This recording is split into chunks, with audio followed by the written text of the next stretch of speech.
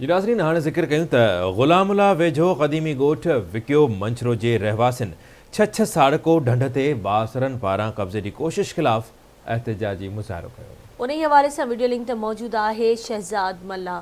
जी शहजाद। असां ग़ुलामुल्लाह भरिसां छह साड़के ते मौजूद हुयूं, जिते 100 सालनि खां वठी ॻोठ विकियो मंछरे जा रहवासी हिते वेठल आहिनि। जॾहिं त हिकु बासर दूरी ॿीहर हिते छते क़ाबिज़ थियण जी कोशिश करे रहिया आहिनि, जंहिंजे ख़िलाफ़ हितां जा 100 सालनि खां रहवासी उते जे में जेको माण्हुनि जे ख़िलाफ़ एहतिजाज कयो आहे। हुननि चयो आहे त असीं हिते केतिरनि ई सालनि खां राइश पज़ीर आहियूं, जिते असां मच्छी मारे पेट गुज़र कंदा आहियूं, जिते बासर माण्हू लाइसेंस ठाराए ॿीहर ढंढ ते कब्ज़े करण जी कोशिश कनि था। वधीक अचो त हुननि सां ॻाल्हायूं, हुननि जो छा चवणु आहे। असांजो ही चच साड़को आहे, जंहिं मथां असीं गुज़र करे बचा पालींदा आहियूं। चाहियूं था त हिननि खे हटायो वञे। असां ग़रीबनि सां वॾे में वॾो ज़ुल्म आहे, नाहक आहे। इन असांजो ॿारो असीं हिते गुज़र कंदा आहियूं, मच्छी मारे तंहिं बचा पालींदा आहियूं। के माण्हू ग़रीब असांजा मतिलबु बुखनि मरी टपड़ खणी भॼी विया आहिनि। बासर माण्हू असां चछ ते कब्ज़ो करणु चाहिनि था, असांखे हटाइणु चाहिनि था। असांजो इहो अर्ज़ु आहे त उन्हनि खे बंदि करे उन्हनि खे चछ हटायो वञे। इहो असांजी अर्ज़ु आहे। 100 साल खां वेठल आहियूं।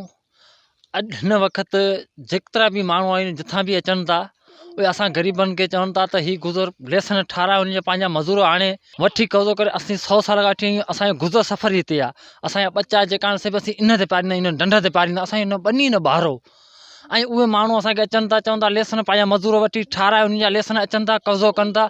महिरबानी करे असांजी हुकूमत सां गुज़ारिश आहे त महिरबानी करे हीअ असां कब्ज़ो हटायो वञे, असांजे ॿचनि जी रोज़ी असांखे बचाए ॾिनी वञे। हिन ढंढ ते मच्छी मारियो गुज़र करींदा आहियूं।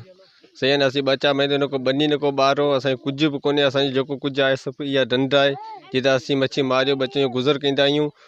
ऐं जेको ॿाहिरियां माण्हू हिते जेको असांजो कब्ज़ो कनि पिया, असांजी ॿचनि जी रोज़ी बंदि कनि पिया, असांखे धमकियूं ॾियनि पिया त जेको हितां उथी वञो या ढंढ जेको सम्झ उहे असांजी लेसन ॿाहिरियां माण्हू वठी वञे, लेसन ठारायो, कब्ज़ा करे वञनि पिया। तव्हांजे मक़ामी माण्हुनि जूं ॻाल्हियूं ॿुधियूं, हिननि जो इहो ई चवणु हो ऐं हिननि इहो मुतालबो कयो आहे फिशरीज़ खाते खां त ॿाहिरियुनि ज़िलनि जे माण्हुनि खे वधीक लाइसेंस ॾियण खां बंदि कया वञनि। जॾहिं त हिन ते असांजो ॿचनि जो पेट गुज़र आहे। असीं इहो ई माना मच्छी मारे पेट गुज़र कंदा आहियूं। इन जे करे ॿाहिरियां माण्हू अची क़ाबिज़ थियण जी कोशिशि कनि था। फिशरीज़ डिपार्टमेंट खां हिननि जो इहो ई मुतालबो आहे त कंहिंजा लेसन ॿियनि ॿाहिरियुनि माण्हुनि खे न जारी कया वञनि। ऐं असांखे जेके मक़ामी माण्हू काफ़ी सालनि खां मौजूदु आहियूं, असांखे हिते इज़त सां रोज़ी करणु ॾिनी वञे।